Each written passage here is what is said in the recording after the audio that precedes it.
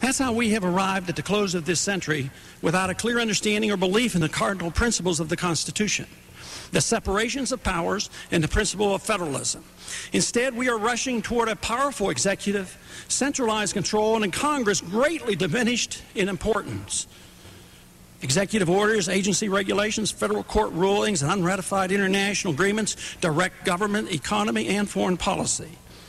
Congress has truly been reduced in status and importance over the past 100 years. And when the people's voices are heard, it's done indirectly through polling, allowing our leaders to decide how far they can go without stirring up the people. But this is opposite to what the Constitution was supposed to do. It was meant to protect the rights of the minority from the dictates of the majority. The majority vote of the powerful and influential was never meant to rule the people. We may not have a king telling us which trees we can cut down today, but we do have a government bureaucracy and a pervasive threat of litigation by radical environmentalists who keeps us from cutting our own trees, digging a drainage ditch, or filling a puddle, all at the expense of private property ownership. The key element in a free society is that individuals should wield control of their lives, receiving the benefits and suffering the consequences of all their acts. Once the individual becomes a pawn of the state, whether a monarch or a majority rules the state, a free society can no longer endure. We are dangerously close to that happening in America, even in the midst of plenty and with the appearance of contentment. If individual liberty is carelessly snuffed out, the creative energy needed for productive pursuits will dissipate. Government produces nothing, and in its effort to redistribute wealth can only destroy it. Freedom too often is rejected, especially in the midst of plenty, when there is a belief that government largesse will last forever. This is true because it's tough to accept personal responsibility, practice the work ethic, and follow the rules of peaceful coexistence with our fellow man. Continuous vigilance against the would-be tyrants who promise security at minimal cost must be maintained. The temptation is great to accept the notion that everyone can be a beneficiary of the caring state and a winner of the lottery or a class action lawsuit. But history has proven there is never a shortage of authoritarians, benevolent, of course, quite willing to tell others how to live for their own good. A little sacrifice of personal liberty is a small price to pay for long-time security. It is too often argued. I have good friends who are in basic agreement with my analysis of the current state of the American Republic, but argue it's a waste of time and effort to try and change the direction in which we are going. No one will listen, they argue, and besides, the development of a strong, centralized, authoritarian government is too far along to reverse the trends of the 20th century. Why waste time in Congress when so few people care about liberty, they ask. The masses, they point out, are interested only in being taken care of, and the elite want to keep receiving the special benefits allotted to them through special interest legislation.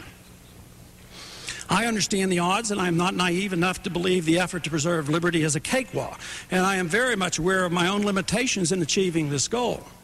But ideas based on sound and moral principles do have consequences, and powerful ideas can make major consequences beyond our wildest dreams. Our founders clearly understood this, and they knew they would be successful, even against the overwhelming odds they faced. They described this steady confidence they shared with each other when hopes were dim as divine providence. Good ideas can have good results, and we must remember bad ideas can have bad results. It is crucial to understand that vague and confusing idealism produces mediocre results, especially when it's up against a determined effort to promote an authoritarian system that is sold to the people as conciliatory and non-confrontation, a compromise, they say, between the two extremes. But it must be remembered that no matter how it's portrayed, when big government systematically and steadily undermines individual rights and economic liberty, it's still powerful but negative idea, and it will not fade away easily. Ideas of liberty are a great threat to those who enjoy planning the economy and running other people's lives. The good news is that our numbers are growing. More Americans than ever before are very much aware of what's going on in Washington and how, on a daily basis, their liberties are being undermined. There are more intellectual think tanks than ever before promoting the market economy, private property ownership, and personal liberty. The large majority of Americans are sick and tired of being overtaxed and despise the income tax and the inheritance tax. The majority of Americans know government programs fail to achieve their goals and waste huge sums of money. A smoldering resentment against the unfairness of government efforts to force equality on us can inspire violence. But instead, it should be used to encourage an honest system of equal justice based on individual, not collective rights. Sentiment is moving in the direction of challenging the status quo of the welfare and international warfare state. The Internet has given hope to millions who have felt their voices were not being heard. And this influence is just beginning. The three major networks and conventional government propaganda no longer controls the information now available to everyone with a computer. The only way the supporters of big government can stop the Internet will be to tax, regulate, and monitor it. And although it is a major undertaking, plans are already being laid to do precisely that.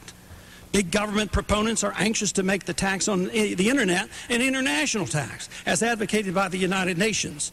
Apply the echelon principle used to monitor all overseas phone calls to the Internet and prevent the development of private encryption that would guarantee privacy on the Internet.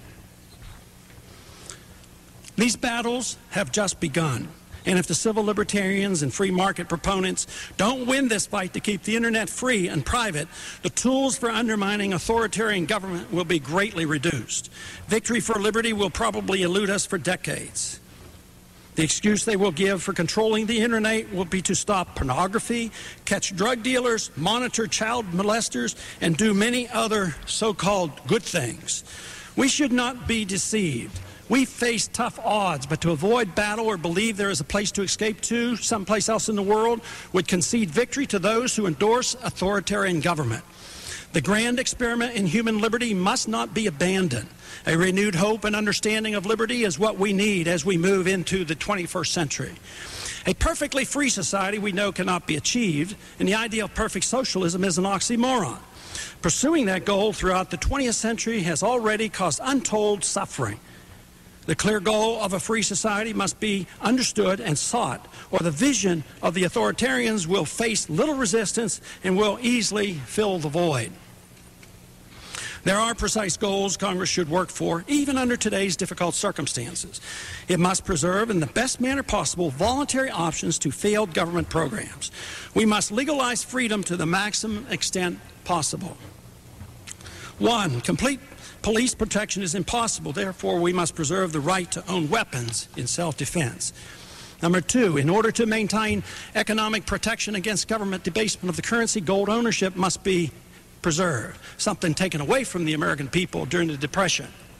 Number 3, adequate retirement protection by the government is limited, if not ultimately impossible. We must allow every citizen the opportunity to control all his or her retirement funds. Number 4, government education has clearly failed. We must guarantee the right of families to homeschool or send their kids to private schools and help them with tax credits. Number 5, government snooping must be stopped. We must work to protect all privacy, especially on the Internet, prevent the national ID card, and stop the development of all government data banks. Number 6, federal police functions are unconstitutional and increasingly abusive. We should disarm all federal bureaucrats and return the police function to local authorities. Number 7, the Army was never meant to be used in local policing activities. We must firmly prohibit our presidents from using the military and local law enforcement operations, which is now being planned for under the guise of fighting terrorism. Number 8, foreign military intervention by our presidents in recent years to police the American empire is a costly failure. Foreign military intervention should not be permitted without explicit congressional approval. Competition in all elections should be guaranteed, and the monopoly powers gained by the two major parties through unfair signature requirements, high fees, and campaign donations controls should be removed. Competitive parties should be allowed in all government-sponsored debate. Number 10, we must do whatever is possible to help instill a spirit of love for freedom and recognize that our liberties depend on responsible individuals, not the group or the collective or society as a whole. The individual is the building block of a free and prosperous social order. The founders knew full well that the concept of liberty was fragile and could easily be undermined. They worried about the dangers that lay ahead. As we move into the new century, it's an appropriate time to rethink the principles upon which a free society rests. Jefferson, concerned about the future, wrote, quote, "Yes, we did produce a near-perfect republic, but will they keep it? Or will they, in the enjoyment of plenty, lose the memory of freedom?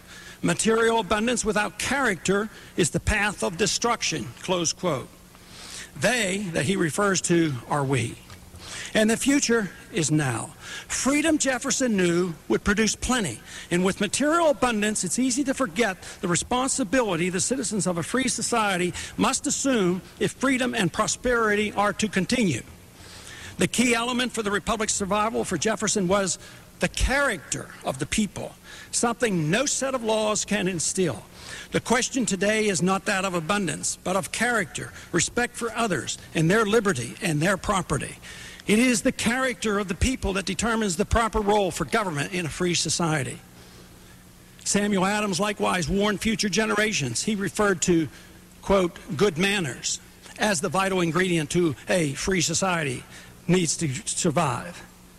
Adams said, quote, "Neither the wisest constitution nor the wisest laws will secure the liberty and happiness of a people whose manners are universally corrupt," close quote. The message is clear. If we lose our love of liberty and our manners become corrupt, character is lost, and so is the republic. But character is determined by free will and personal choice by each of us individually. Character can be restored or cast aside at a whim. The choice is ours alone, and our leaders should show the way. Some who are every bit as concerned as I am about our future and the pervasive corrupt influence in our government in every aspect of our lives offer other solutions. Some say to solve the problem, all we have to do is write more detailed laws dealing with campaign finance reform, ignoring how this might undermine the principles of liberty. Similarly, others argue that what is needed is merely to place tighter restrictions on the lobbyists in order to minimize their influence. But they fail to recognize that this undermines our constitutional right to petition our government for redress of grievances. And there are others with equally good intentions that insist on writing even more laws and regulations punishing nonviolent behavior in order to teach good manners and instill character. But they fail to see that tolerating nonviolent behavior, even when stupid and dangerous to one's own self, is the same as our freedom to express unpopular political and offensive ideas and to promote and practice religion in any way one chooses. Resorting to writing more laws with the intent of instilling character and good manners in the people is anathema to liberty.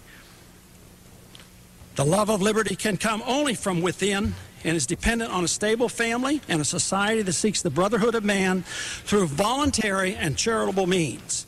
And there are others who believe that government force is legitimate in promoting what they call fair redistribution. The proponents of this course have failed to read history and instead adhere to economic myths. They ignore the evidence that this effort to help their fellow man will inevitably fail. Instead, it will do the opposite and lead to the impoverishment of many. But more importantly, if left unchecked, this approach will destroy liberty by undermining the concept of private property ownership and free markets, the bedrock of economic prosperity. None of these alternatives will work.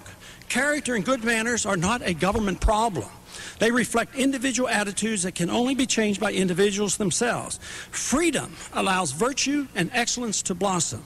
When government takes on the role of promoting virtue, illegitimate government force is used, and tyrants quickly appear on the scene to do the job. Virtue and excellence becomes elusive, and we find instead that the government officials become corrupt and freedom is lost. The very ingredient required for promoting virtue, harmony, and the brotherhood of man.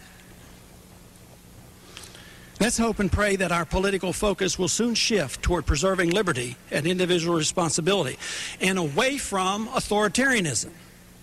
The future of the American Republic depends on it. Let us not forget that the American dream depends on keeping alive the spirit of liberty. Mr. Speaker, I yield back the balance of my time. Gentleman yields back the balance of his